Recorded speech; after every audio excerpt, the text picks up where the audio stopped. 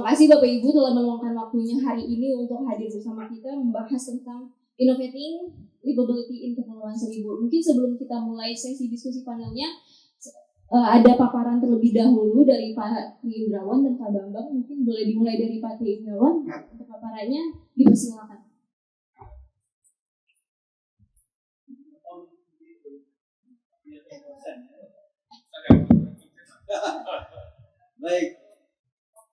Baik, terima kasih. Assalamualaikum warahmatullahi wabarakatuh.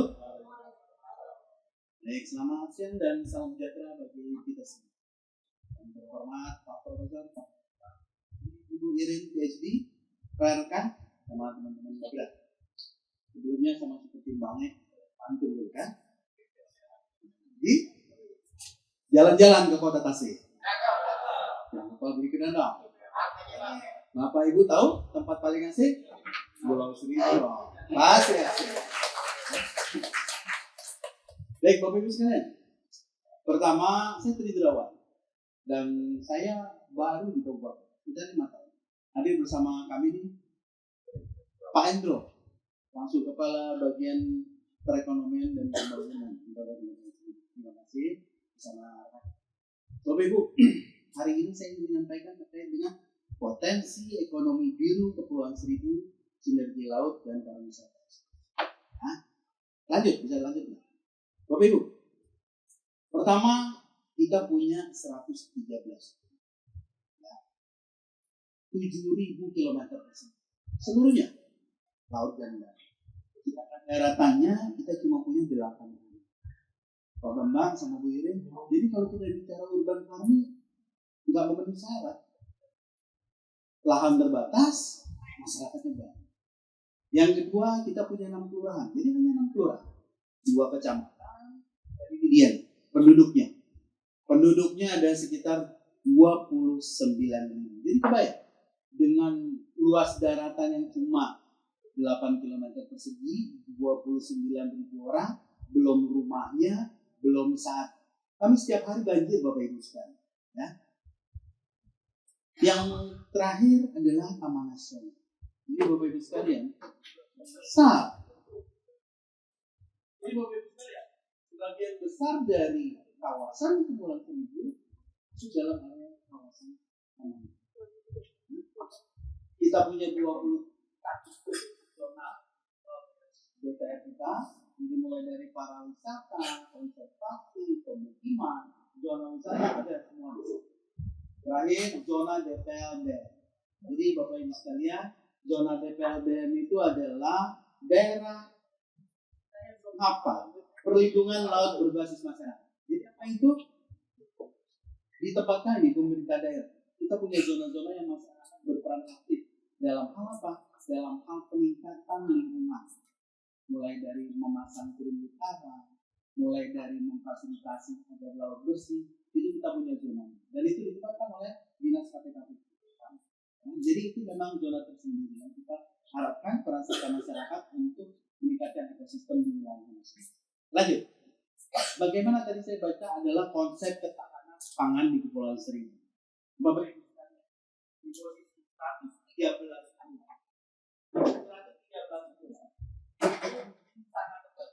Bila kalau kita bicara ketahanan pangan, satu hal, apa itu? Sumbernya pasokan. Banyak. Yang kedua, kita harus ingat bahwa yang namanya kebutuhan pangan tidak serta-merta selalu beras. Kita punya konsep yang namanya ikan cukup banyak di sana. Cuma, saya sampaikan. Kenapa cuma? Karena sebagian masyarakat pulau masih senangnya makanan darat. Bapak Ibu kalau datang ke Pulau Seribu, siapinnya Indomie.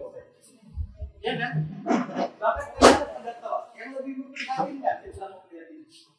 Di Pulau Pramuka ada orang memelihara ikan lele juga, ya. Padahal orang Jakarta, mau datang ke sana kan pengen makan ikan laut. Kenapa saya bilang begini? Karena masyarakatnya berpikiran bahwa kalau makan ayam, makan telur, makan ikan lele, itu lebih berharga daripada makan ikan. Jadi kalau kita lihat makan sehat, Bapak Ibu sekalian, kita sebenarnya cukup baik. Cuma bagaimana masyarakat bisa kita sampaikan bahwa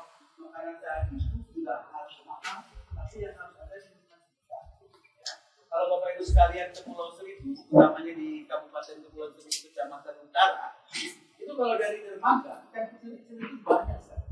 Kalau kita serok, tapi masyarakat pulau mau makan ikan kecil. Kalau dari dulu mereka makan ikan, ikan apa namanya ikan selat, ya kan? Yang kecil-kecil itu nggak mau. Padahal kalau sumber proteinnya kecil pun sama.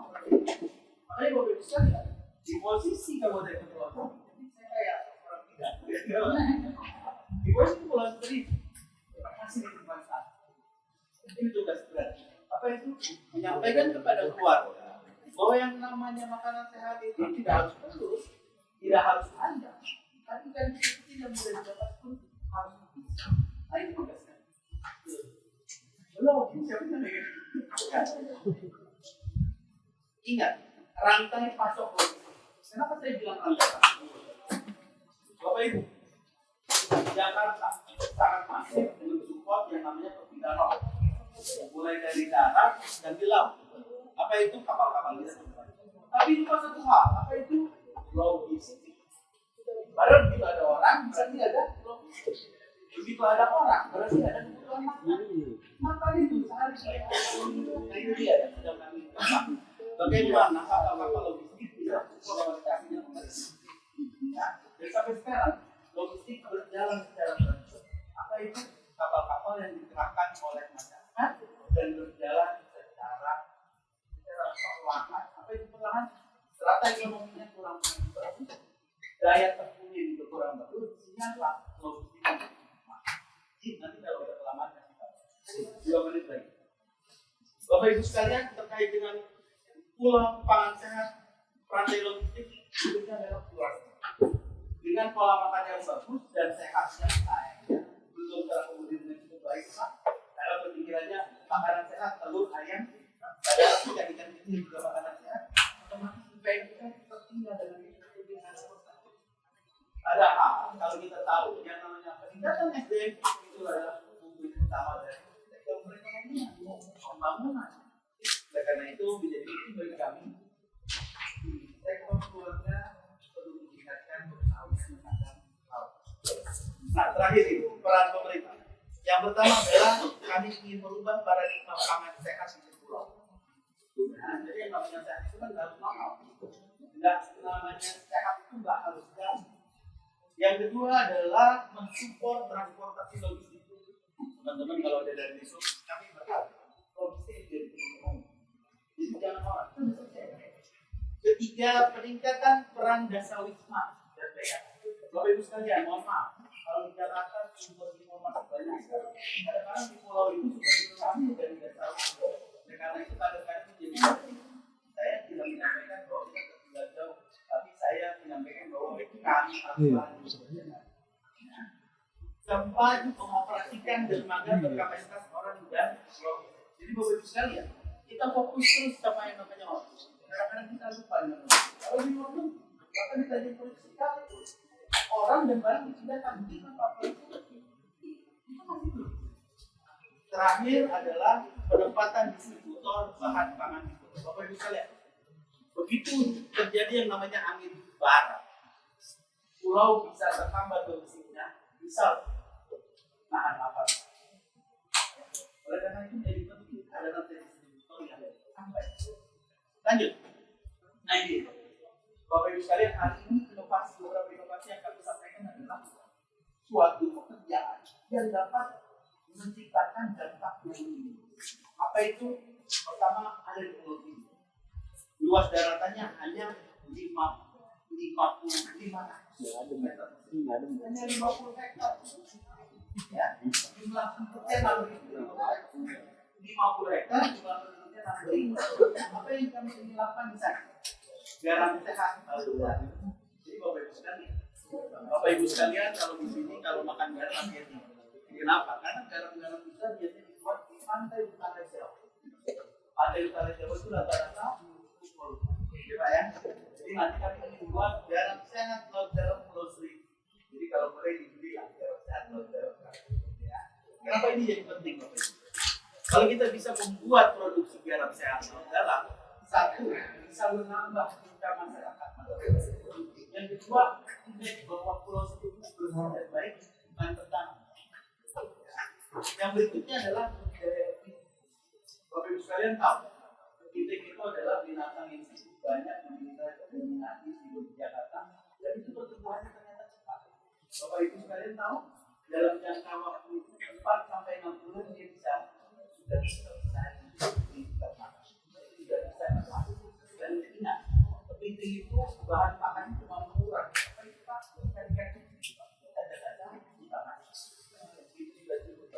Jadi jangan berlebihan. Bagaimana kita menciptakan peluang? Bagaimana kita menciptakan inovasi tentang pendapatan bagi masyarakat masih juga menciptakan presiden. Selama ini kita selalu tulis apa itu? Tulis datang ke Pulau Seribu, iring-iringnya tahu nggak? Dengan 200.000 datang ke Pulau Seribu. Datanglah tulis ke Pulau Seribu.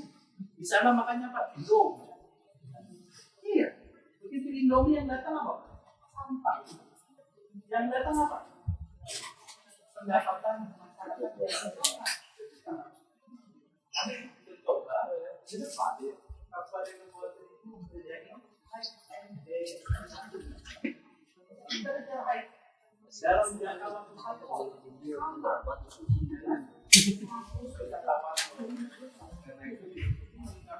Menyampaikan bahwa pulau sudah sangat baik, pulau sangat terjaga ekosistemnya, pulau siap menjadi bagian organisasi. Demikian, terima kasih. Wabillahi taufiq wal hidayah.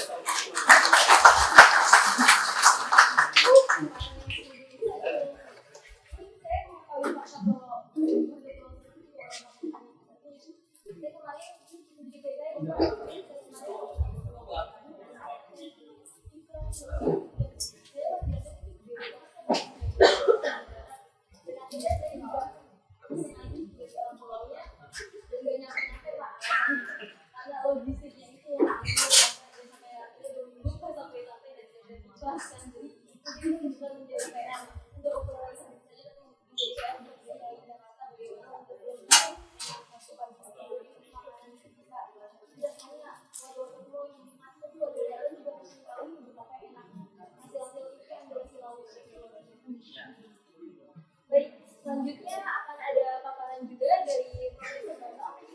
Silakan Pak. Assalamualaikum warahmatullahi wabarakatuh. Di kali kedua saya hampir yang pertama di kali kedua. Saya pikir juga. Terima kasih sudah mengundang saya. Saya juga punya panel tanya orang apa itu menjadi panel. Ada dua alasan.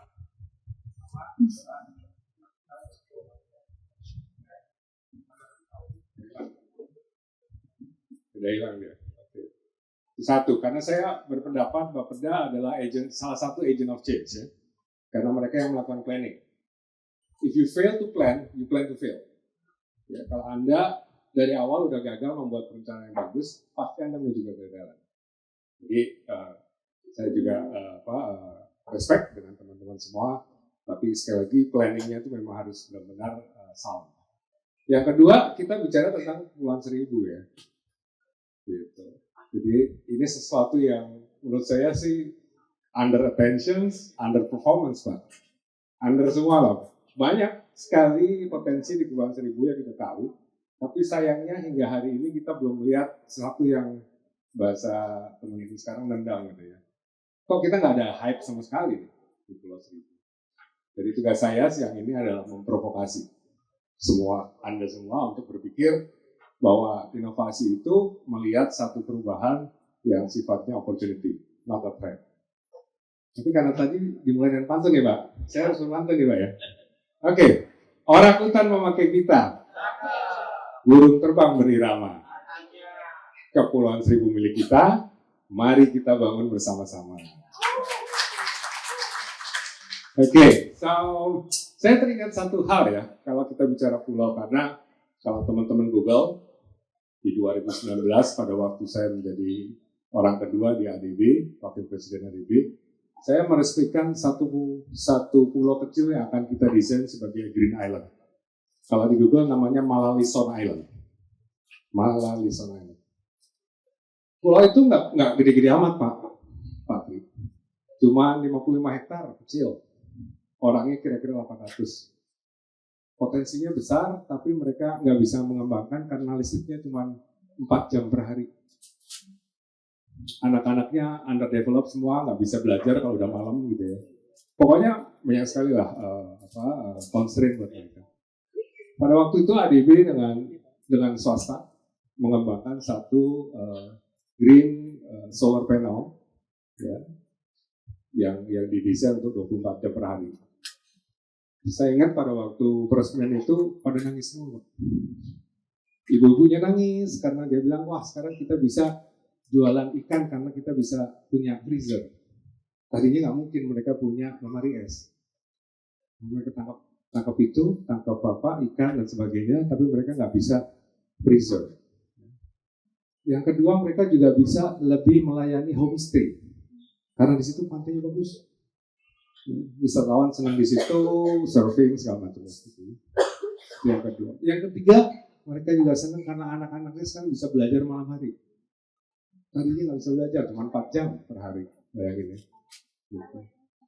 Kemudian juga fasilitas kesehatannya juga bisa meningkat. Jadi kalau ada apa-apa malam hari itu nggak bingung mereka. Ini mau saya bawa kemana dari situ ke daratan jauh. Mungkin saya nggak tahu di Pulau Seribu sekarang khusus maksudnya secanggih apa untuk misalnya melakukan operasi, misalnya gitu. Tapi itu kejadiannya. Jadi poin saya adalah bagaimana kita melihat satu perubahan itu dengan berbasis masyarakat, Pak. Pak Tri, Bapeda boleh aja bikin planning yang bagus, tapi kalau masyarakatnya nggak fully mendukung, itu pasti hasilnya nggak optimal. Ya. Itu sebabnya saya mulai dengan yang pertama, slide pertama, slide kedua langsung. Ya. Jadi kalau kita lihat di paparan ini, nanti paparannya bisa dibagi-bagi, silakan. Yang paparan pertama tadi udah disetelahkan oleh Pak Tri, luar biasa. Jadi next lagi.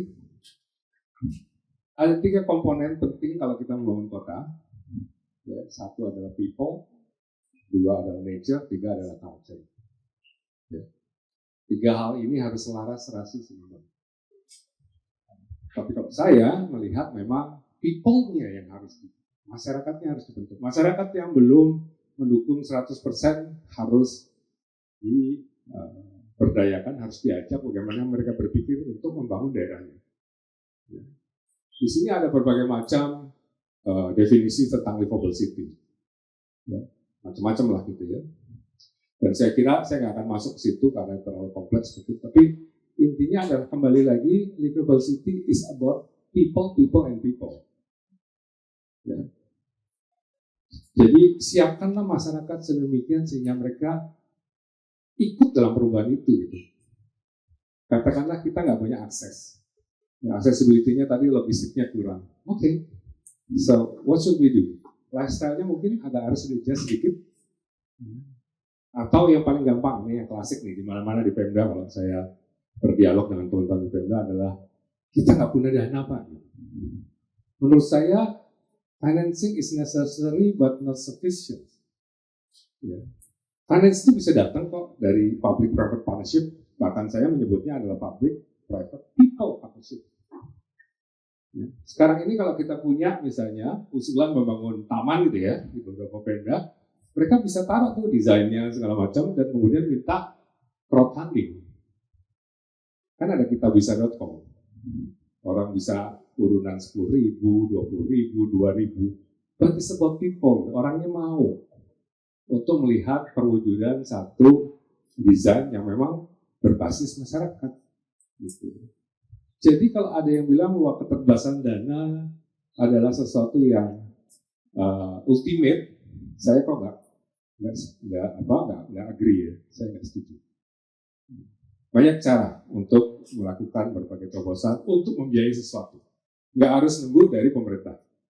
Saya sering dengar, oh, Pak ini udah 2 tahun diusulin gitu ya, tapi nggak pernah disetujui oleh DPRD atau Pemda gitu ya. Menurut saya dibalik, apa yang kita bisa lakukan tanpa proses itu semua. Nah, Ini menarik nih Pak Tri. Besok 2 lurah dari tempat Anda akan bertarung di antara 10 finalis untuk mendapatkan Benjamin S. Award. Bersih, nyaman, indah, sejahtera. Jadi ada 10 lurah besok dari Jakarta ini yang akan bertarung siapa yang akan menjadi pemenang Benjamin S. Award tahun ini. Saya kebetulan jadi juri, jadi saya pengen lihat juga nih dari kelurahannya, dari lurah-lurahnya Pak Tri ini bisa bersaing nggak dengan yang lain gitu ya. Lanjut. Kalau kita lihat sebetulnya indeks layak huni ya, ini universal. Di situ ada 5. Kita lihat yang 3 itu sebetulnya sangat, bahkan 4 ya. Kalau kita lihat bahwa stabilitas itu stabilitas politik, stabilitas ekonomi, stabilitas kehidupan sosial budaya, itu juga berbasis masyarakat. Tapi kalau kita lihat pendidikan dan kesehatan itu sesuatu yang esensial.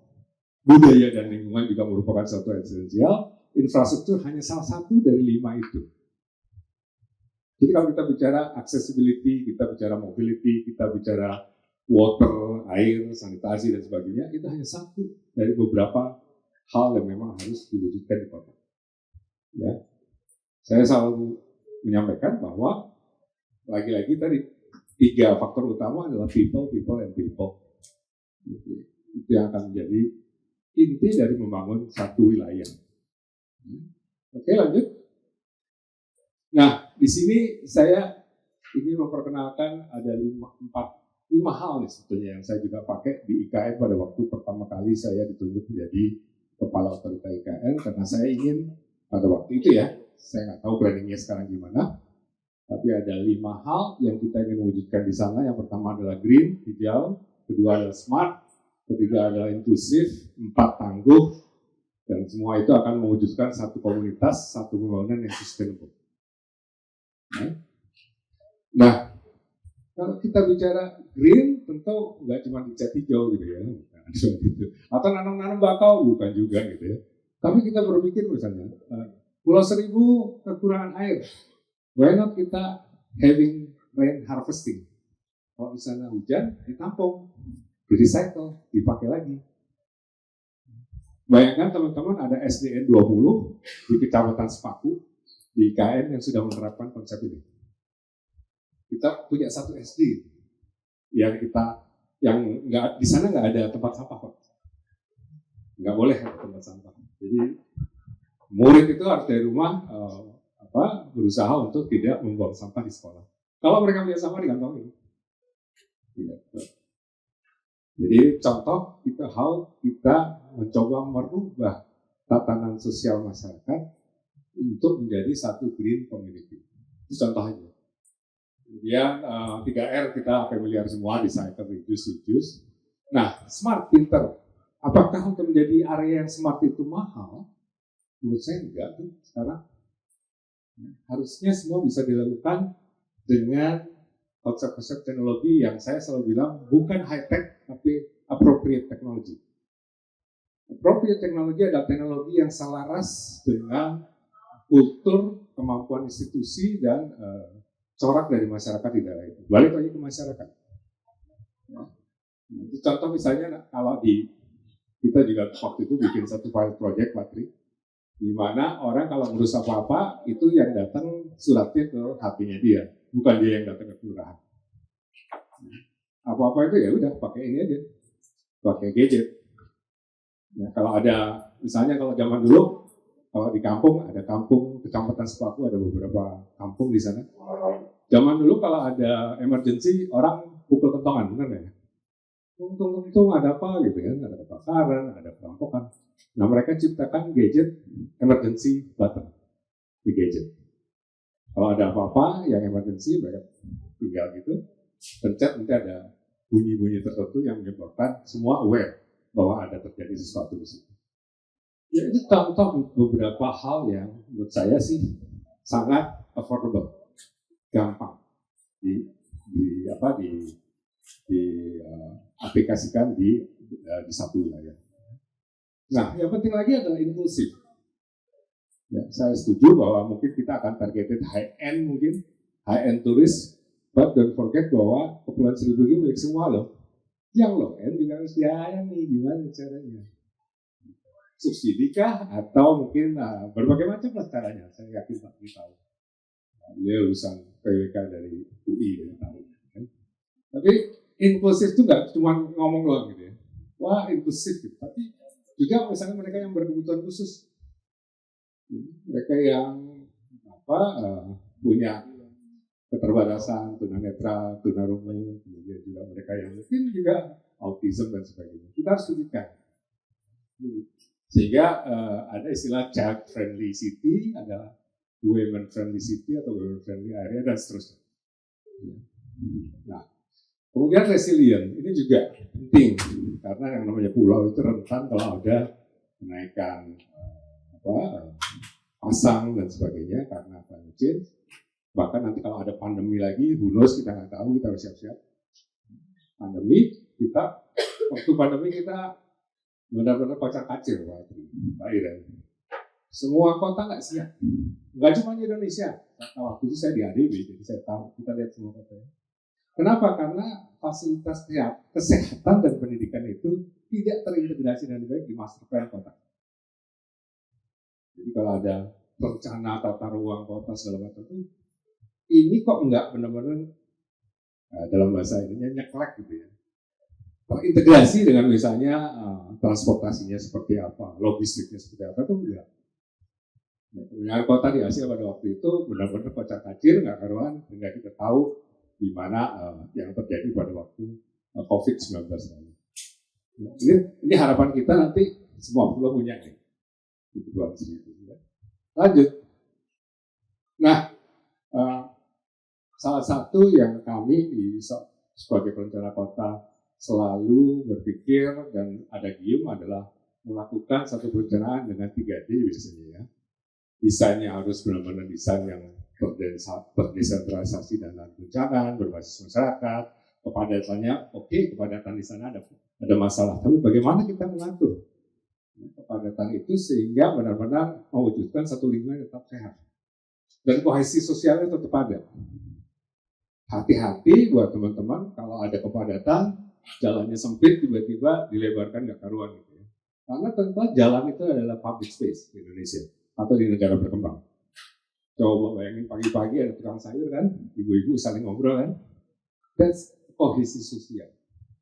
Begitu di terlebar, hilang tuh.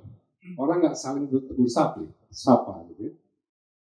Itu terjadi, dan itu kalau teman-teman lihat beberapa jurnal, beberapa penelitian di bidang itu banyak sekali yang mengupas itu.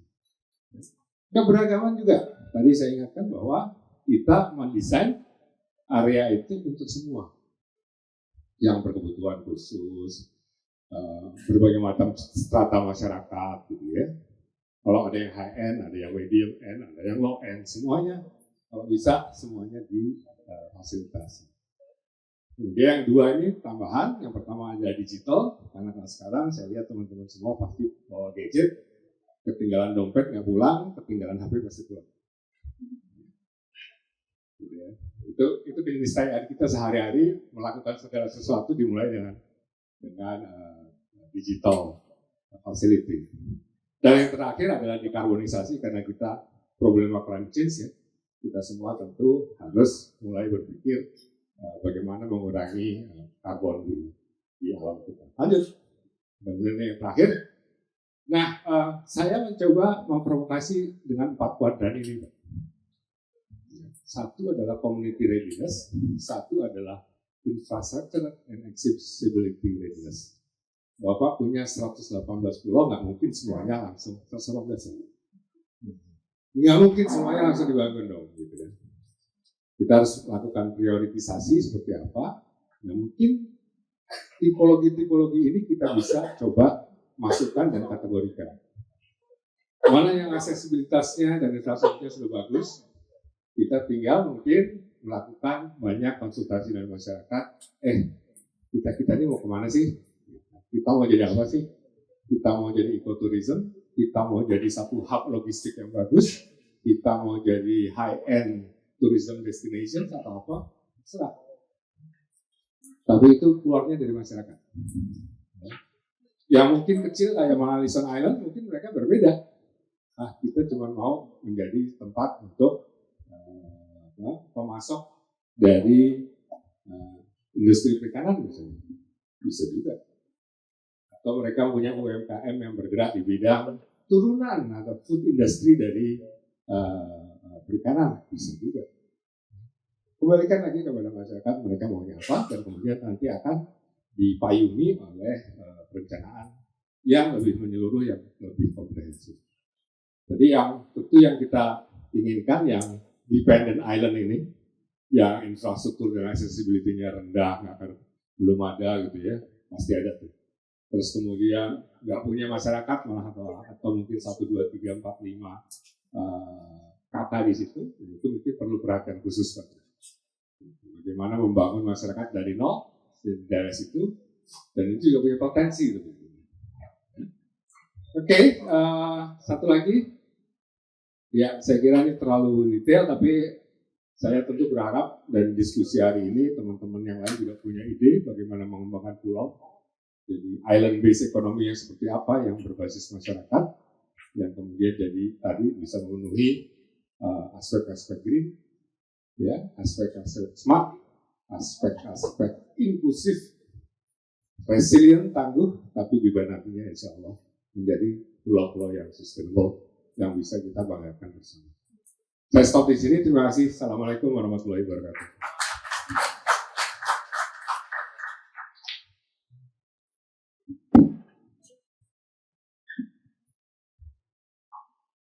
Baik, terima kasih banyak Profesor. Ini kita berasa kuliah gratis, beruntung banget yang bisa datang pada hari ini ya. Dan ini sungguh masukan yang sampai mendetil ya, tentunya buat Kepulauan Seribu juga. Baik, selanjutnya akan dilanjutkan dengan Ibu Iren paparannya. Dan tempat. Oke, terima kasih Mbak Sekar dari Jakarta Utara ya. Oke, baik, selamat siang menuju sore. Ini jam-jam rawan kalau di kampus. Jadi biasanya ngantuk mahasiswa. Saya nggak punya pantun Pak, maaf, nggak bisa berpantun juga. Tapi saya mau bertanya sama Bapak Ibu sekalian, Mas dan Mbak di sini.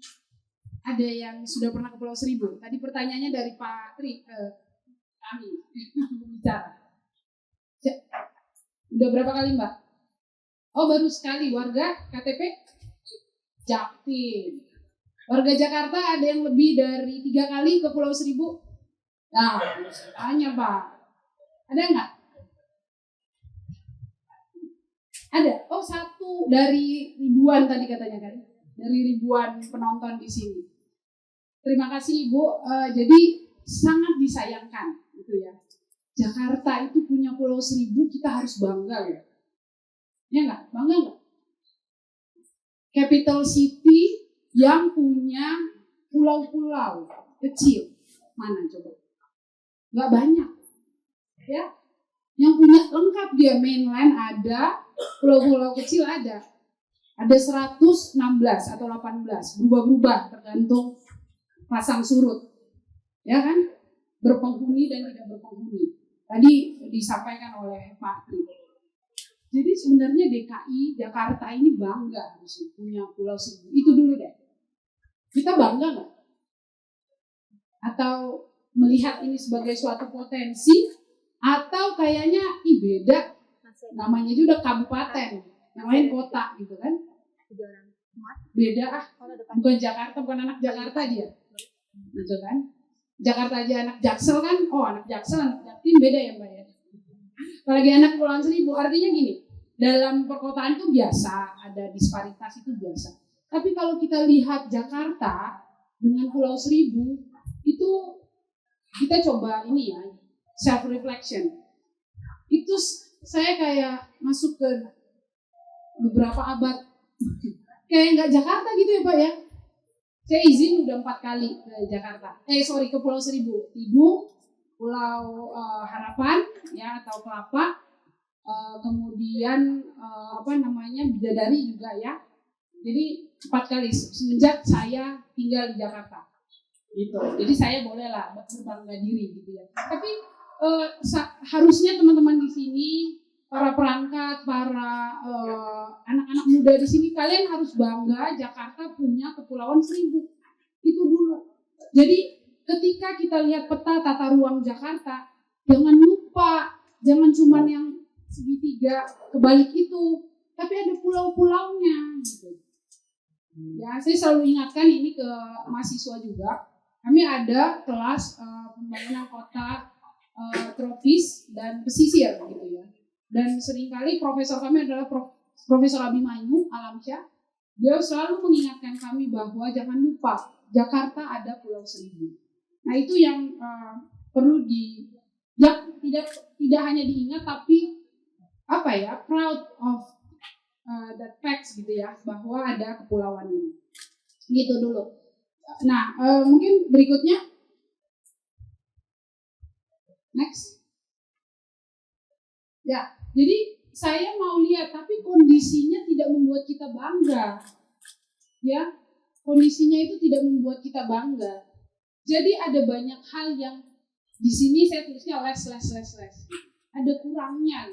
Tadi udah disebutkan tidak nyambung antara mainland dan si pulau ini, padahal dia Jakarta gitu ya. Ada ketidaksambungan. Ya. Salah satunya tadi sudah disebutkan transportasi biasanya yang menjadi poin signifikan gitu. Tapi sebenarnya nggak hanya itu, kita bisa lihat sekarang borderless ya. Jadi semua dengan digital information kita juga bisa tanpa kita harus ke sana gitu ya. Rasanya kita juga bisa intervensi atau mengembangkan misalnya Pulau Seribu gitu. Tapi inilah salah satu fakta-faktanya, less connected. Tadi sudah disebutkan oleh Prof. Bambang, less livable. Jadi livability-nya bagaimana gitu. Ada yang tahu Pulau Panggang? Ya? Fakta Pulau Panggang apa? Ada yang pernah ke Pulau Panggang selain yang perangkat Pulau Seribu ya? Pasti nggak pernah. Pasti kalau Pulau Seribu kan bayangannya yang seru-seru gitu ya. Di Pulau Panggang itu adalah pulau terpadat. Bukan se-Indonesia, sedunia. Jadi dalam konteks pulau kecil.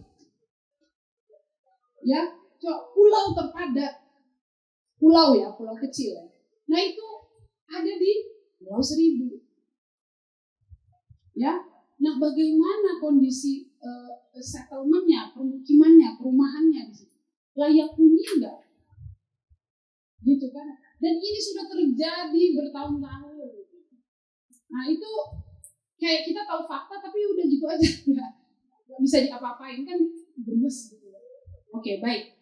Nah kemudian less sustainable. Bicara sustainability sebenarnya tidak hanya melulu soal lingkungan, walaupun itu yang utama, itu aja utama, kita belum bisa meraihnya. Sustainability juga masalah pemerataan sosial, gitu ya. Jadi apakah tadi kalau bahasanya Mbak ada semacam penguasaan pulau oleh swasta, ya? Nah, tapi bagaimana dengan penduduk lokalnya? Bapak Ibu tahu penduduk lokalnya itu dari mana sih Pulau Seribu? Dari mana Pak? Itu bahkan ada satu kampung ada orang Makassar. Ya kan ya Pak, di atas itu di utara. Itu orang-orang Makassar. Ada yang keturunan Banten. Gitu ya. Jadi secara attachment, social attachment-nya dia banyak yang lebih melekat ke Banten mungkin Pak. Ya, yang di selatan itu. Bahkan ada logistiknya dia memang nyambungnya dia ke Banten. Artinya kita bicara tadi, nanti mungkin saya akan jelaskan ya bagaimana peran-peran dari berbagai pihak. Tadi ada swasta, penguasaan, dan juga warga. Pemerataan terhadap nilai ekonomi misalnya yang harusnya dimiliki warga itu nggak ada, jadi nggak sustain.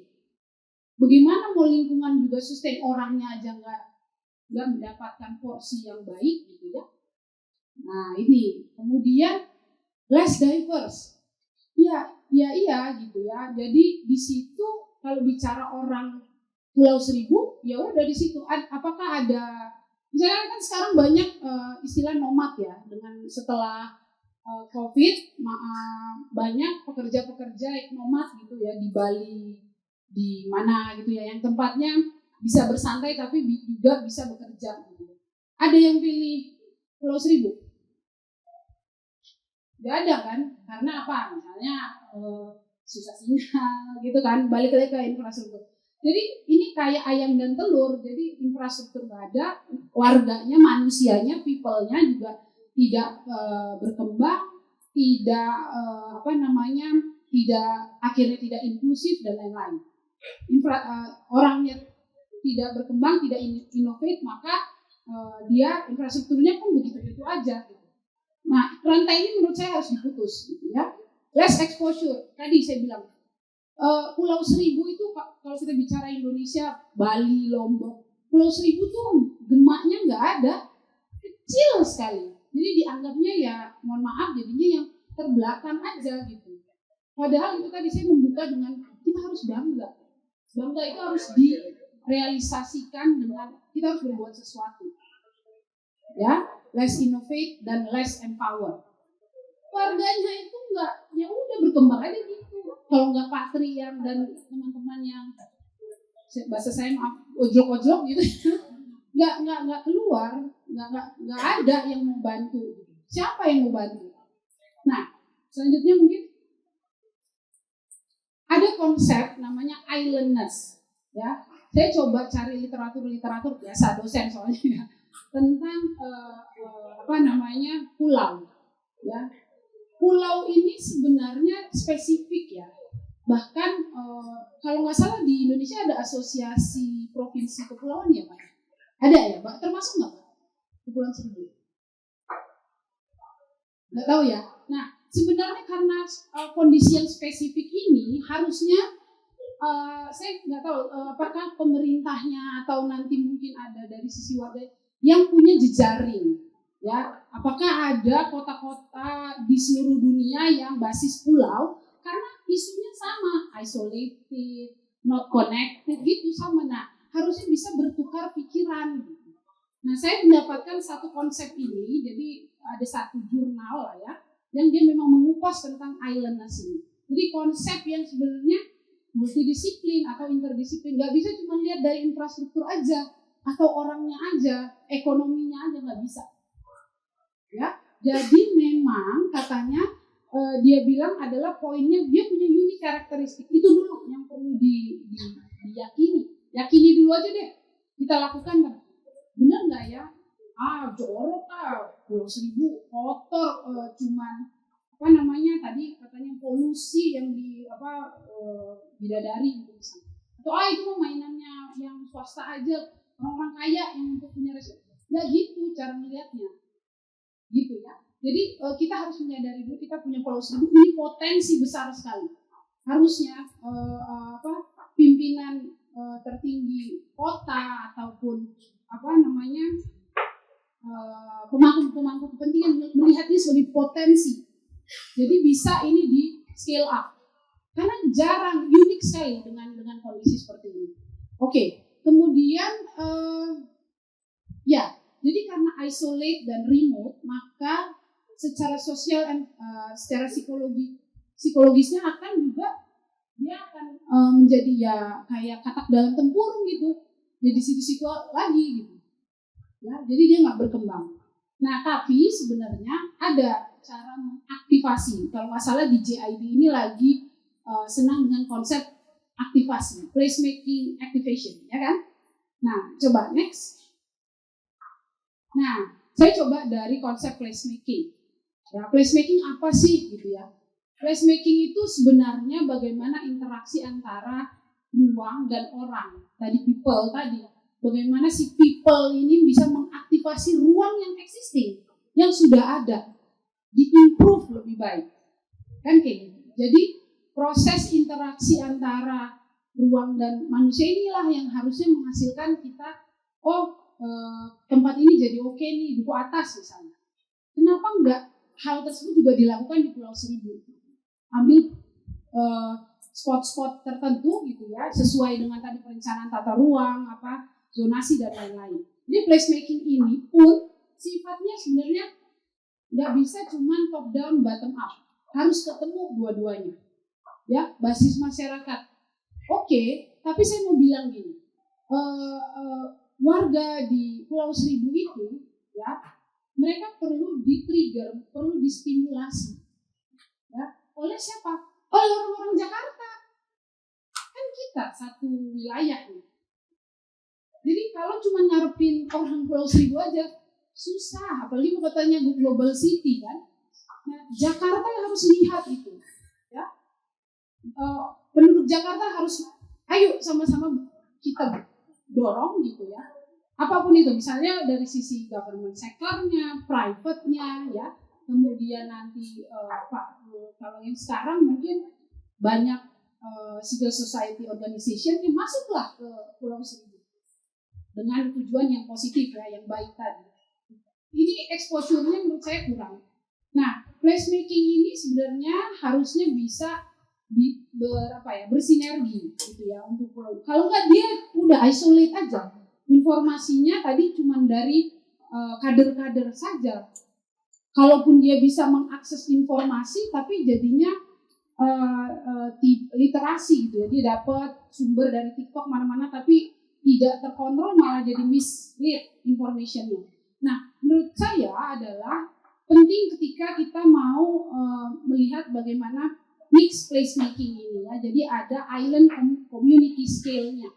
Nah, baru kita bicara nanti dia akan resilience ya.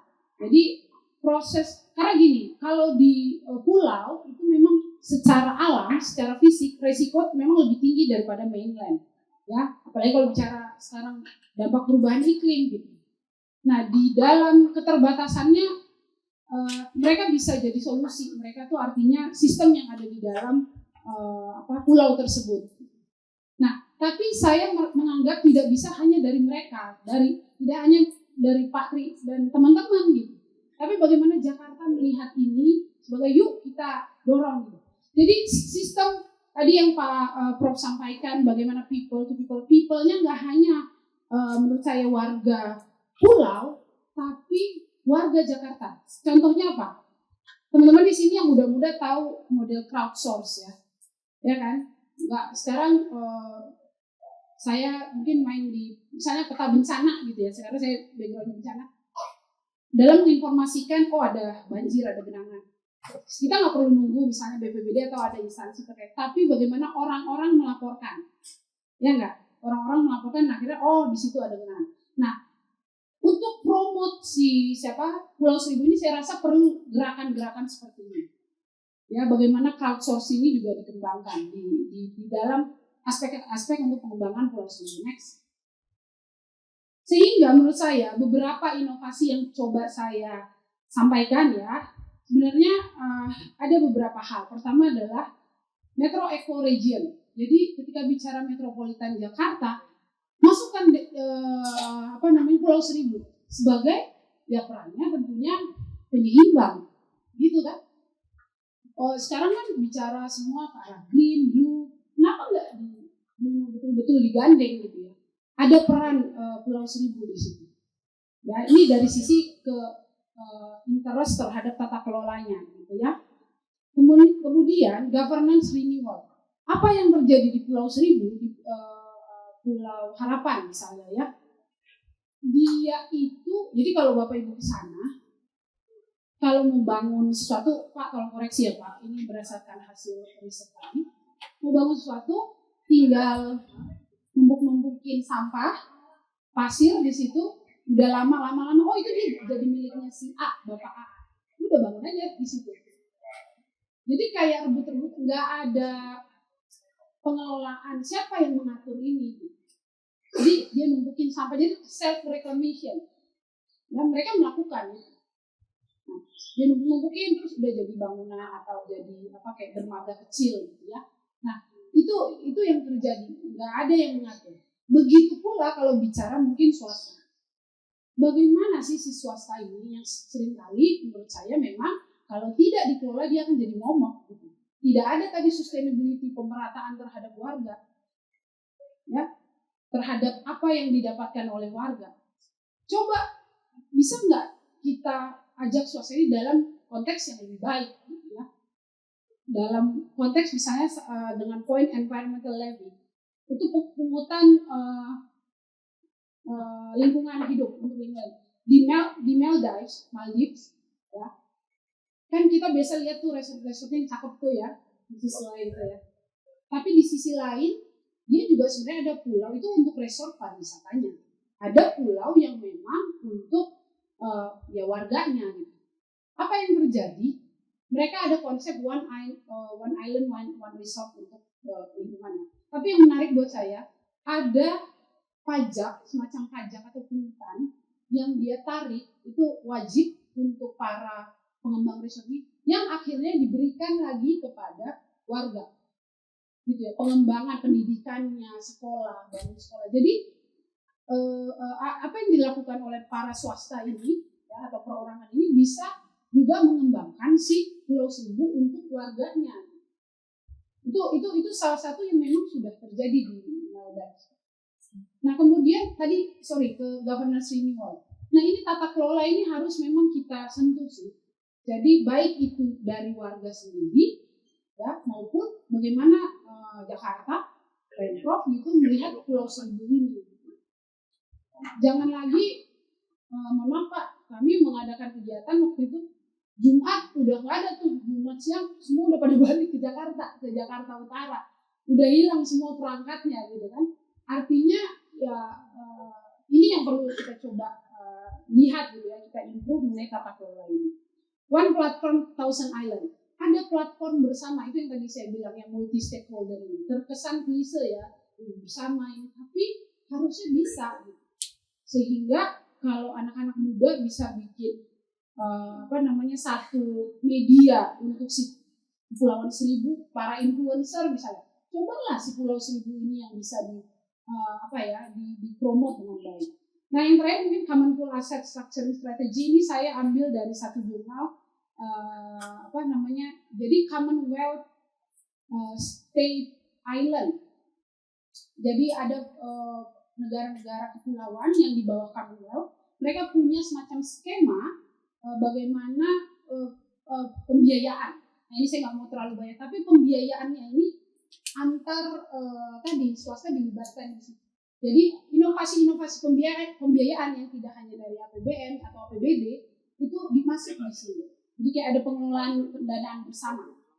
Ya, ini secara ide yang inovasi menurut saya baik, tapi harus kita cek bagaimana perangkat-perangkat yang mendukung hal tersebut.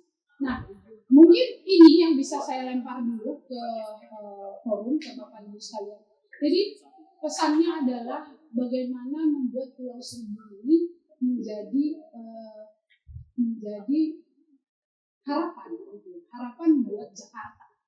Sangat potensial, uniqueness-nya tinggi. Jadi kalau mau ada investor yang masuk atau arah kebijakan kita harusnya Pulau Seribu ini bisa diangkat. Gitu ya. Oke, mungkin itu saja dari saya. Sekian dan terima kasih.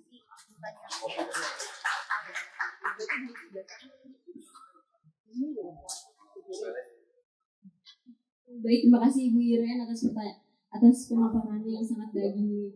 Dan betul sekali kata Ibu Iren, mungkin first impression saya juga pas ke Pulau Seribu berasa langsung kayak beda dunia gitu ya, kayak ini masih part of Jakarta apa enggak sih?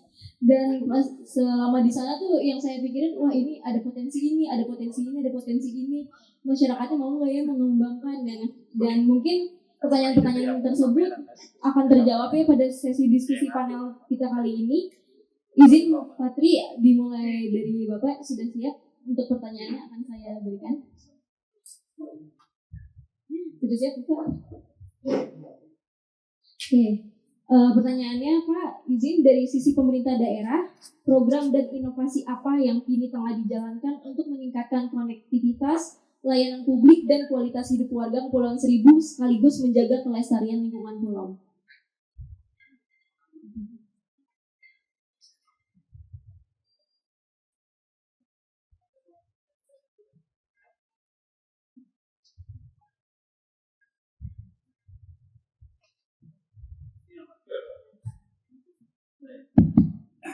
Baik, terima kasih. Pertama, di Kabupaten Kepulauan Seribu itu konektivitas livability-nya yang harus ditingkatkan. Begitu kita bicara terkait dengan kebutuhan hidup, yang utama adalah rangkaian pertumbuhan ekonomi. Rangkaian pertumbuhan ekonomi ini mengangkat semua permasalahan. Nah karena itu rekan-rekan, di posisi saat ini sebetulnya Mas Tourism sudah berjalan di Kepulauan Seribu. Dengan daya tampung dan daya dukungnya sebetulnya sudah sangat terjadi. Hanya saja ini nih faktor. Faktor awal kebiasaan dari jenis-jenis pariwisata di Indonesia adalah mudah, murah, terjangkau. Selalu itu. Akhirnya kejadian di Pulau Seribu mudah, murah, terjangkau. Kalau kita lihat iklan-iklan di Pulau Seribu dengan 200.000 bisa sampai di pulau. Dengan segini bisa datang ke pulau. Nah ini yang sebetulnya sedang kami kembangkan, bagaimana konsep-konsep tourism mulai bergeser. Yang mass tourism tetap kita support, namun yang high end ini mulai kita jajak. Kami masih ada kendala sedikit terkait dengan bagaimana bisnis to government bisa saling berinteraksi. Bapak pernah di pemerintahan pasti paham bagaimana bisnis to government bisa berjalan. Sulit sekali. Kalau ini bisa berjalan, ini akan sangat baik. Kenapa? Karena beberapa aspek dari pengembangan Pulau Seribu butuh yang namanya pengembangan infrastruktur yang cukup tinggi. Dan infrastruktur yang cukup tinggi, ini posisi yang bisa men-triggernya adalah pemerintah terlebih dahulu. Karena begitu masuk investasi besar, pemerintah nggak turun tangan, swasta wait and see semuanya. Nah karena itu di posisi-posisi sekarang yang sering kami lakukan adalah kami komunikasi secara intens dengan beberapa pengusaha resort, dan kebetulan nih teman-teman di bidang perekonomian juga sudah mulai intens ketemu sama yang namanya HIPMI. Kita mau coba satu hal. Bapak Ibu, ini yang pernah ke Pulau Seribu, Ibu udah 4 kali, Bapak baru sekali. Begitu kita masuk di posisi masuk ke Ancol ataupun di Muara Angke, harapan yang pertama adalah naik kapal 2 jam, bosen, nggak enak, mau ke laut. Itu sudah mulai dirubah. Kami sedang menginisiasi bagaimana begitu masuk Ancol, begitu masuk Muara Angke, dimulailah petualangan nyaman. Kapal transportasi yang nyaman. Pengetahuan terkait dengan pulau-pulau bukan dalam hal literasi, tapi dalam hal pariwisata. Contoh, sebelum ke Pulau Seribu harusnya mampir dulu ke Pulau Kotok. 1 menit 2 menit dijelaskan, di Pulau Kotok dahulu adalah ini yang menarik. Sehingga sebelum perjalanan selama 2 jam yang melelahkan, mereka sudah memulai tur wisata. Dari segi transportasi, perjalanan orang. Yang kedua adalah mau tidak mau Bapak Ibu sekalian, di posisi Kabupaten Kepulauan Seribu 11 pulau pemukiman yang sudah crowd, penuh penduduknya, kita sudah mulai mengembangkan mata pencaharian yang efektif. Apa itu mata pencaharian yang efektif? Dahulu Pulau Seribu sering dikenal bahwa nelayannya menggunakan bom laut, menggunakan racun. Kita harus sudah mulai mengkomunikasikan mata pencaharian yang mendukung ekosistem berkelanjutan. Maka dari itu, kami coba branding. Kalau kita sebut garam laut dalam Pulau Seribu, itu branding. Apa? Mata pencahariannya ketemu, branding bawah laut kita belum tercemar. Jadi tidak lagi kita mencoba mencari celah yang tidak menggapai banyak hal. Kita mencoba satu aktivitas itu mengarah satu hal. Apa itu? Ekonomi biru. Karena kalau kita mengarah ke ekonomi biru, aspek yang akan kita kejar adalah, Bapak Ibu sekalian, posisi wisatawan mancanegara yang masuk lewat Soekarno-Hatta masih lebih besar daripada daerah-daerah lain, walaupun sampai di Bali sekali. Ya. Jadi kalau mereka 1 hari bisa melancong ke Pulau Seribu, itu sudah sangat baik. Oleh karena itu, teman-teman sekalian, hari ini kami ingin merubah paradigma, yaitu yang namanya Pulau Seribu, mass tourismnya tetap kita kemas dengan cukup baik, walaupun itu subsidinya besar, Pak. Namun high end-nya yang sudah mulai kita kejar. High end itu, Bapak Ibu sekalian, nggak bisa disampaikan secara publikasi. Yang perlu adalah dilakukan secara nyata, itu nggak susahnya. Kalau publikasi, mohon maaf nih, dalam dunia bisnis dengan ekspektasi yang sangat besar datang mendapatkan ekspektasi yang sangat rendah, publikasinya negatif. Begitu Pak. Jadi yang akan kami lakukan di posisi sekarang adalah meningkatkan sumber mata pencarian bagi warganya sebagai trigger dari pemerintah untuk meningkatkan pertumbuhan perekonomian. Yang kedua adalah mulai menelah mana-mana mata pencarian yang mensupport ekonomi dulu di Kabupaten Kepulauan Seribu. Dan terakhir ini yang sedang kami coba kemas dengan sangat baik adalah bagaimana kami terapkan pulau-pulau itu memiliki tematik tersendiri. Bapak Ibu, ini banyak anak Jakarta. Di saat kita punya uang, dinner yang fancy lah. Kita makan di Pondok Indah Mall, di Grand Hyatt kalau perlu kan Pak. Begitu nggak punya duit, kita makan di Tanah Abang. It's okay, nggak problem. Karena Jakarta itu punya 200 pusat rekreasi dan mall. Mereka nggak saling tubruk. Kenapa? Karena punya tema masing-masing. Punya pangsa pasar masing-masing. Dan kami ingin itu Pak. Jadi untuk masyarakat yang, kami punya uang secukupnya, bisa datang ke pulau ini. Kami mau liburan 1 hari tapi berkesan, datanglah ke pulau ini. Kami mau liburan semi pengalaman ekstrim, datanglah ke pulau ini.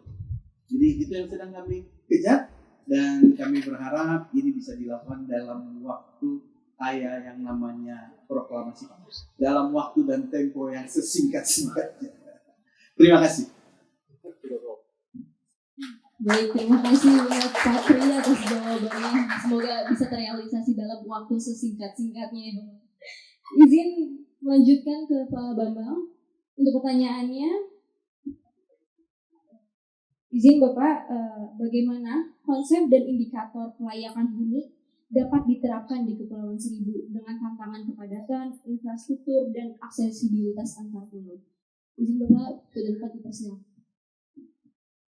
Ya, saya mau diskon waktu saya supaya saya ingin mendengar. Saya kira dari audiens akan banyak ide ya. Tapi terlepas dari pertanyaan itu, saya nggak langsung jawab, tapi saya ingin melihat Pak Pri 1, 2 pulau yang bisa jadi tematik tadi. Jadi gitu ya.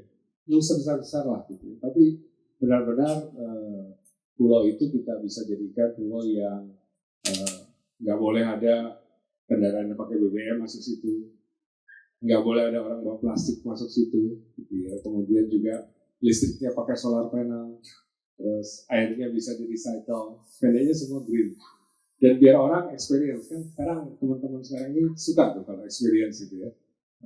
Dan tentu yang nggak bisa ditawar adalah koneksinya mesti bagus. Karena sekarang sandang pangan papan tambah satu lagi pulsa. Gitu ya. Jadi ini nggak bisa ditawar karena kita bisa aja di sana menjual konsep bahwa you can work WFA itu dari sana. Gitu ya. Jadi nggak bisa tadi yang Mbak Iren bilang, waduh di sana nggak ada apa, justru di sana orang bisa slow living nih sambil bicara connections ke New York, ke Tokyo, ke mana ke China untuk kerja, tapi juga menikmati alam ya benar-benar hijau kan benar-benar. Jadi greennya dapat, smartnya dapat. Ya.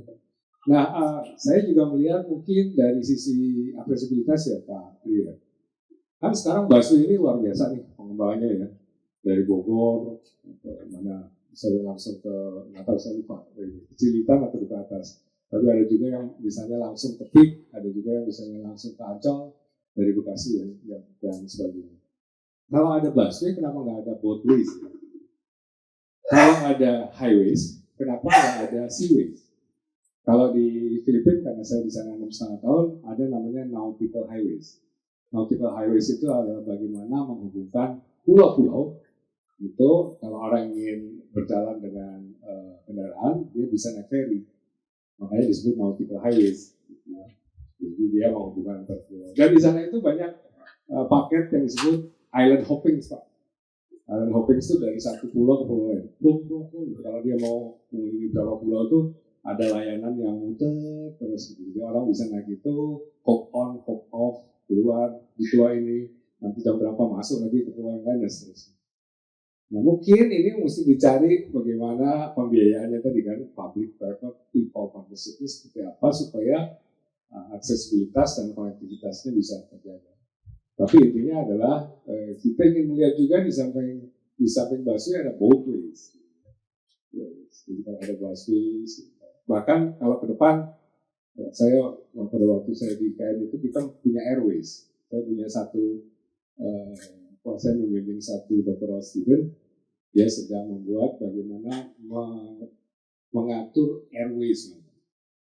Jadi kita udah berpikir 10 tahun, 5 tahun ke depan, kapan-kapan itu akan ada sky taxi, ya, ada mobil terbang.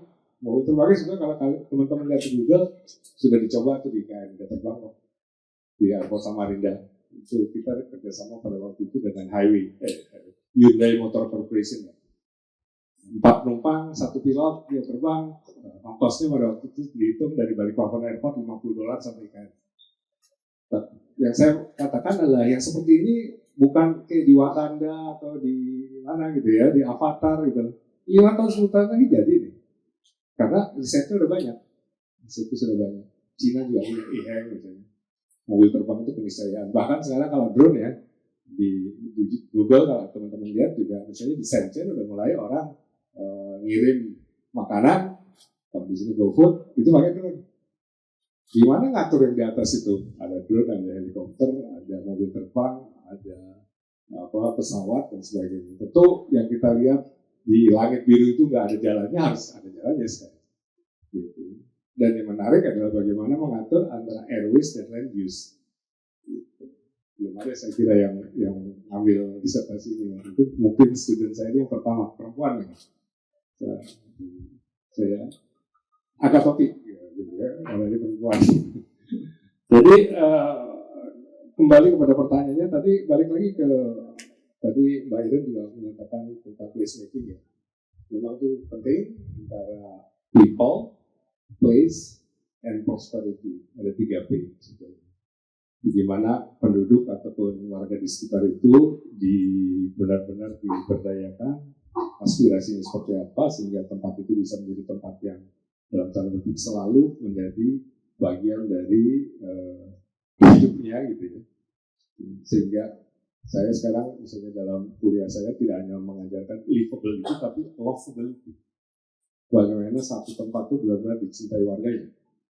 Bukan hanya Persija aja Pak, kalau Jakarta kan, kalau Persija kan die hard semua tuh ya, atau Maung Bandung gitu ya untuk Persib gitu ya, tapi juga yang lain, kalau saya bicara Jakarta, benar-benar gue anak Jakarta loh, gitu. Bukan anak Jaksel gitu. Tapi kita juga akan mencoba itu untuk teman-teman misalnya di Kepulauan Seribu. Saya kira banyaklah teknik itu yang jago-jago untuk social engineering bisa ke sana. Saya kira itu Pak yang ingin saya sampaikan. Jadi banyak hal yang bisa dilakukan. Mulailah dari sesuatu yang global dulu, sesuatu yang kecil tapi meaningful dan impactful. Dan saya kira kreativitas, ada yang bilang ini, creativity is thinking up new things. Hanya berpikir. Tapi kalau innovation is doing the new thing. Harus ada yang jadi dulu gitu supaya orang bisa melihat ini benar-benar ada loh gitu. Nggak cuma omong-omong aja gitu. Saya stop di sini. Terima kasih. Baik, terima kasih Bapak. Ide yang sangat bagus ya, slow living di Kepulauan Seribu. Jadi nanti netizen kalau ditanya mau slow living di mana, jawabannya bukan Swiss lagi, tapi di Kepulauan Seribu. Semoga bisa tercapai di kemudian hari. Lanjut, terakhir ke Ibu Iren, pertanyaannya adalah strategi perencanaan perkotaan dan pengembangan kawasan apa yang dapat memaksimalkan potensi Kepulauan Seribu menjadi model kawasan urban yang berkelanjutan dan inklusif, termasuk dalam mengatasi ketimpangan pesisir utara Jakarta, memperkuat konektivitas dengan kepulauan, serta meningkatkan kapasitas SDM komunitas pesisir dan kepulauan. Ini khusus Bu Iren agak panjang ya pertanyaannya. Oke, baik, terima kasih Mbak. Ya, jadi strategi ya. Waduh, kalau strategi itu udah langkah-langkah yang ini ya, yang apa yang akan diterapkan ya. Jadi panjang nanti satu kuliah. Saya undang deh ke UI, kita ngobrol. Tapi saya mau bilang gini, tadi saya buka dengan les ya, island less. Tapi sebenarnya dengan konsep islandness, nah kita ubah ya. Jadi bahwa island ini punya uniqueness, kan? Uniqueness yang sebenarnya ini bisa paradigma ini harus bisa diyakini dan juga terimplementasi ketika nanti membuat strategi-strategi itu.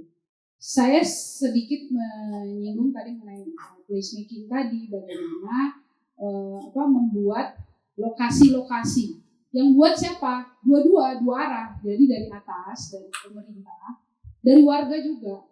Ya, dia membentuk ruang-ruang yang memang tadi nggak cuman livable tapi lovable, gitu kan? Kemudian dari decision maker dari pemerintah Jakarta nasional malah bisa juga melihat ini membentuk di titik, dikasih titik, oh ini pulau ini gitu ya, ini kita bisa kembangin. Nah ini yang harusnya pertemuan ini, zaman sekarang tuh era kolaborasi, jadi nggak bisa cuma 1-2 pintu aja, harus bisa strategi itu harus inklusif gitu ya. Bicara Jakarta itu tadi, bicara Pulau Seribu nggak cuma milik Pulau Seribu, milik Jakarta, milik yang luar juga. Tadi saya benar catatan saya sama dengan Prof bahwa bikin kayak tadi island hopping ya Prof ya, bahwa konektivitas itu penting ya Pak.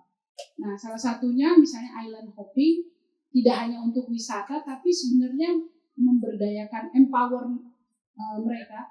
Di Pulau Seribu itu ada 2 kecamatan ya Pak ya, kalau nggak salah 2 kecamatan. Akses pendidikannya nggak semua pulau ada SMP, SMA. Jadi harus berpindah pakai kapal lagi. Kenapa nggak bikin Jaklingko, misalnya interconnected island gitu? Jadi nggak cuma dari Jakarta ke pulau, tapi si pulau-pulau itu terhubung. Jadi kalau sudah terhubung, ada jadwal dan lebih tersistematis gitu ya, menurut saya juga bisa meningkatkan well-being-nya atau kesejahteraan dari penduduk setempat gitu ya. Jadi karena dasarnya pulau itu dia bergantung satu dengan yang lain ya Pak ya. Gak bisa kita paksakan ya udah self sufficient gitu di satu pulau itu. Dia harus saling ketergantungan. Yang membuat dia saling tergantung apa ya? Akses gitu kan. Makanya dengan misalnya tadi ya Jaklingko yang sifatnya, kalau di sini udah ada Jaklingko, Jakarta udah berhasil dengan Jaklingko-nya di sini. Coba bikin di pulau gitu ya. Jadi artinya itu salah satu terobosan-terobosan yang mungkin strategi yang bisa dicoba. Mungkin itu Mbak Star. Terima kasih atas jawabannya. Boleh tepuk tangan dulu buat Ibu Iren. Ini karena saya sudah bertanya dari tadi, saya memberikan kesempatan kepada partisipan untuk bertanya juga. Mungkin yang mau bertanya boleh tunjuk tangan. Ada yang mau bertanya? Ini mumpung narasumbernya. Oh iya.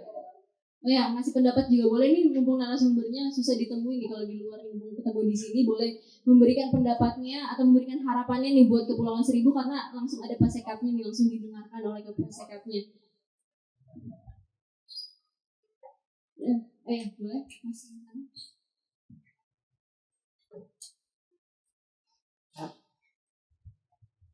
Selamat siang, Ibu Bapak teman-teman. Saya Kemal dari Jakarta Selatan. Saya akan bertanya kepada Pak Bambang. Akhir-akhir ini saya dan masyarakat Jakarta yang lain sering mendengar gaung Jakarta yang ingin bertransformasi menjadi kota global. Nah, salah satu jalan menjadi kota global adalah inovasi dari pemerintah dan warga. Kalau bicara inovasi di Kepulauan Seribu, seringkali konteksnya berbeda dari daratan Jakarta. Menurut Pak Bambang, bagaimana cara memastikan inovasi yang diterapkan tetap relevan dan bisa diakses oleh masyarakat lokal Kepulauan Seribu? Bukan hanya proyek atau kebijakan yang dari luar yang sudah relevan. Izin Pak. Iya, itu jangan-jangan nanya AI itu, soalnya pakai gadget. Saya mahasiswa saya pada nanya ke AI, bikin pertanyaan nanya ke AI. Good point ya Mas, artinya gini, menurut saya sih balik lagi ke masyarakat ya, dan ada 2, transparansi, akuntabilitas, dan partisipatif ya. 3 itu kata begini. Mesti transparan dong kalau mau bikin apa-apa supaya community participation-nya dapat. Kalau dari awal nggak transparan, ya gimana? Masyarakat juga mau diajak ikut serta dari awal. Karena seringkali transformasi perubahan itu tidak serta-merta. Yang instan cuma mie. Yang lain itu pasti ada proses. Dan di dalam proses itu ada yang, ya tidak semua smooth gitu ya, itu biasa. Kemudian ada yang agak diuntungkan, agak dirugikan, itu harus dibalance. Dan itu harus manage. Makanya ada management of change ya biasanya begitu. Nah di situ sebetulnya balik lagi ada gium saya masuknya adalah participolis. Participolis itu adalah polis itu bahasa Greek, bahasa Yunani kota. Partisi itu dari participation. Jadi participolis adalah kota yang membuka ruang untuk partisipasi publik. Caranya macam-macam, apalagi sekarang sosial media ya Pak Tri. Semua bisa ngomong, bisa teriak di sosial media, dari yang benar, yang hoax dan sebagainya gitu. Tapi biarlah proses itu berlangsung di dalam proses transformasi tadi. Jadi harapan saya untuk Kepulauan Seribu lagi-lagi kita melihat satu perubahan yang benar-benar bisa diikuti oleh semua masyarakat. Ya, supaya dari Kepulauan Seribu itu tidak kelihatan terpisah jauh dari Jakarta. Jakarta pengen jadi kota global, iya gitu ya. Tapi di dalam transformasinya di dalam menjadi kota global itu jangan ada yang left behind, gitu loh.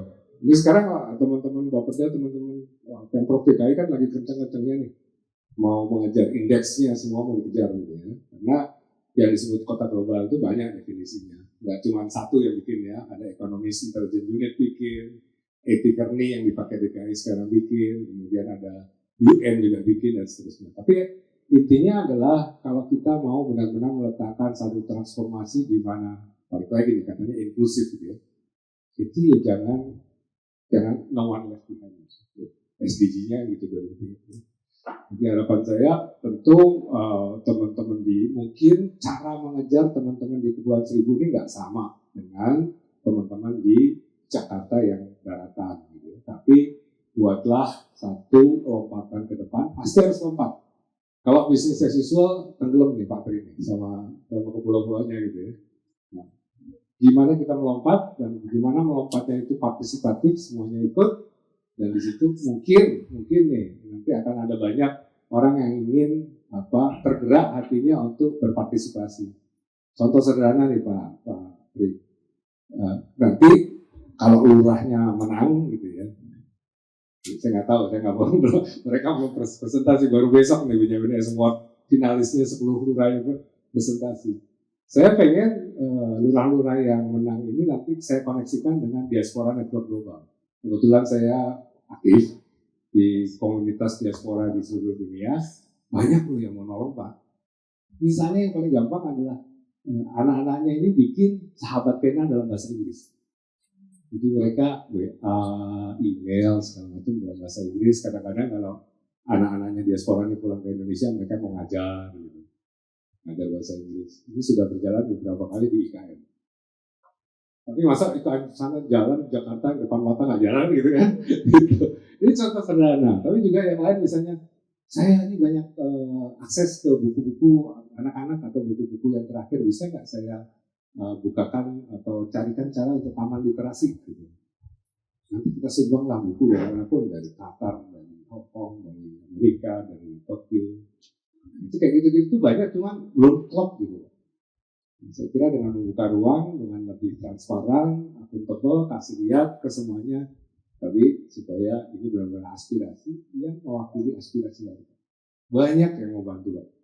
Tinggal sekarang kita workin aja. Bahasanya kita bikin hype lah. Terima kasih. Terima kasih banyak Pak. Patri ada tambahan? Oke baik, ada lagi yang ingin bertanya, memberikan harapan atau izin Bapak Ibu sekalian diberi ketemu lagi Pak Ibu di sini. Baik, saya Jessica Hakari dari Subang Jakarta. Memang saya mungkin mau bertanya kepada Bu Iren. Tadi saya agak tertarik Bu terkait memang kan Jakarta ini kita tidak punya sawah, tidak punya tambang gitu kan. Jadi saya agak tertarik pajak yang berbeda untuk pulau yang dimiliki pulau pribadi ya. Memang saya ke pulau itu saya melihat perbedaan antara pulau private dengan pulau yang masyarakat punya itu jauh sekali yang namanya infrastrukturnya, fasilitas dan jadi menurut saya juga kebetulan saya di mampu untuk sumber pendapatannya itu antara Jakarta Utara dan Pulau Seribu itu jadi satu. Memang tidak ada Sudan sendiri yang ada, atau maksudnya ada sudinya dari pendapatan itu di Pulau Seribu. Nah, yang saya mau tanyakan, memang untuk pajak sendiri kan cuma ada hanya pajak restoran, pajak hotel ya. Tapi seperti apa kalau misalnya untuk diterapkan di Pulau Seribu, berarti kita harus membuat perda barukah gitu, atau aturan barukah terkait untuk penarikan pajak kepada pihak swasta, yang dimana pembiayaannya itu bisa menjadi pendanaan bersama untuk kemajuan Pulau Seribu. Artinya nanti ke depan lu belum keren kalau dia ke Pulau Seribu. Itu aja sih. Terima kasih. Baik, terima kasih Ibu.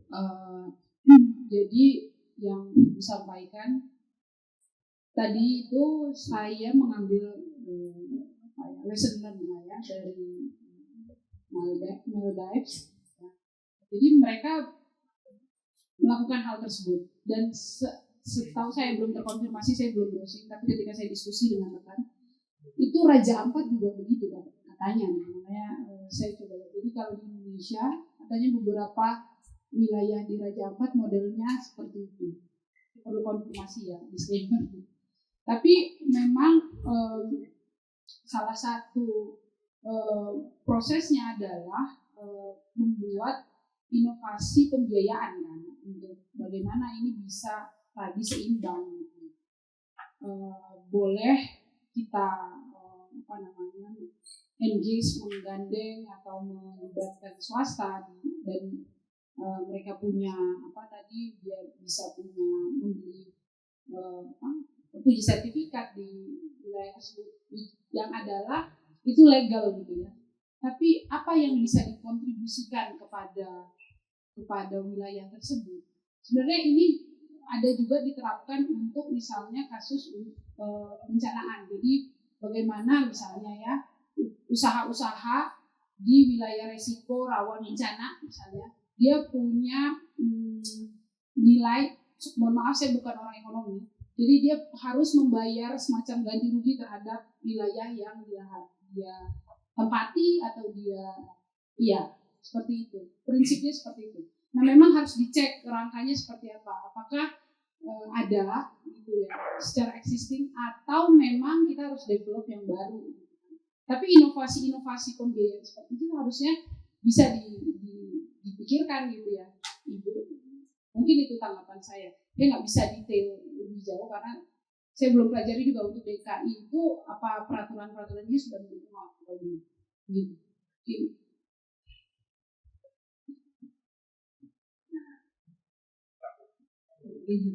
Baik, terima kasih atas jawabannya Ibu Ren. Untuk terakhir mungkin ada yang mau bertanya, memberikan harapan atau memberikan masukan di Kepulauan Seribu?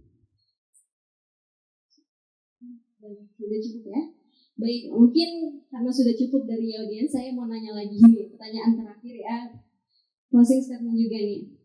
Izin bertanya kepada ketiga narasumber, apa kunci utama Jakarta dalam memanfaatkan potensi yang ada di Kepulauan Seribu dalam upaya membentuk kota yang lebih progresif serta membangkitkan ekonomi biru berkelanjutan dan berkeadilan ekonomi lokal? Mungkin ada yang mau jawab duluan, volunteer. Ladies first ya, ladies first.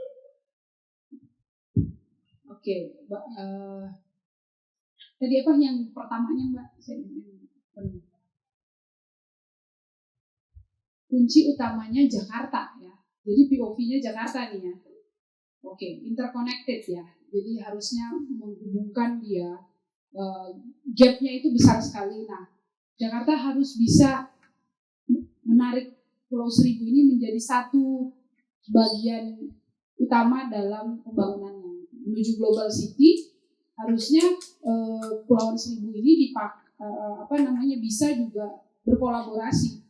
Kalau Global City itu sebenarnya salah satu indikatornya adalah dia terhadap konservasi lingkungan, gitu ya, bioekonomi juga. Itu kota-kota global harus mempertimbangkan hal itu.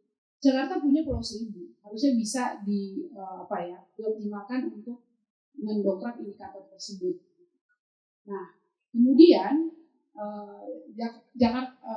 itu yang bisa dilakukan. Nah, interkoneksi yang tadi saya sampaikan tidak hanya dari Jakarta ke pulau, ya, baik fisik maupun non fisik ya. Tadi bicara koneksi itu tidak hanya transportasi tapi misalnya jaringan, jejaring gitu ya, digital ataupun networking atau social networking. Jadi tidak hanya Jakarta pulau, tapi antar pulau. Gitu. Jadi kalau bicara kohesivitas misalnya, ya, bagaimana orang Pulau Seribu juga bangga akan wilayahnya. Gimana cara memupuk kebanggaannya? Mereka harus terkoneksi, gitu ya. Jadi itu mungkin yang menjadi satu kunci dua ya, jadi hubungan Jakarta ke pulau dan antar pulau. Oke, mungkin itu dari saya. Terima kasih. Terima kasih atas jawabannya.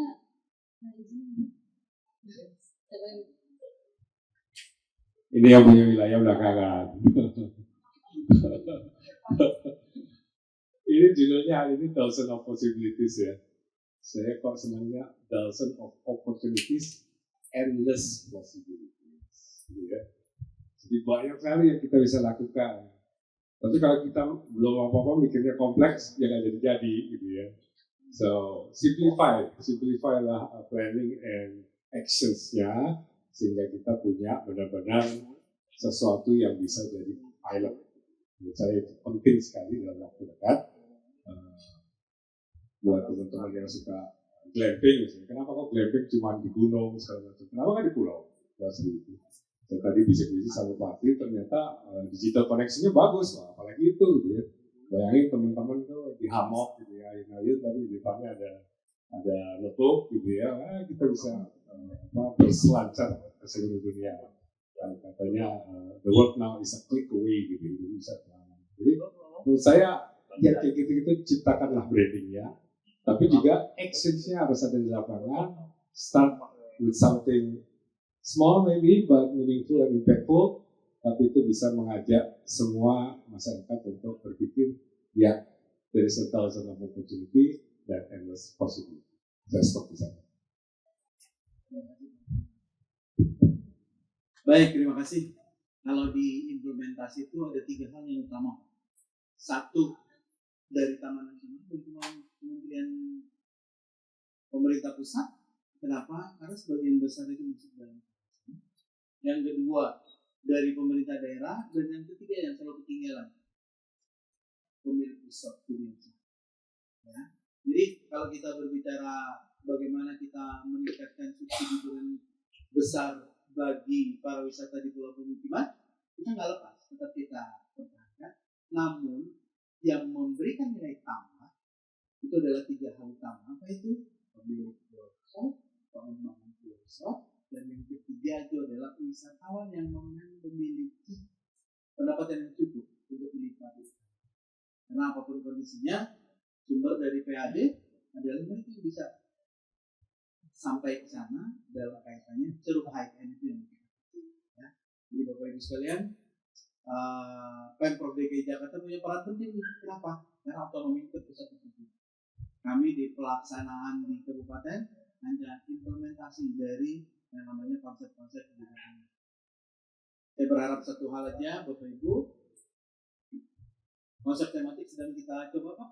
Jadi kita tidak kejar semua pulau, tapi kita coba satu pulau yang memang benar-benar bisa diterapkan, bisa diimplementasikan dan orang nyaman bersih.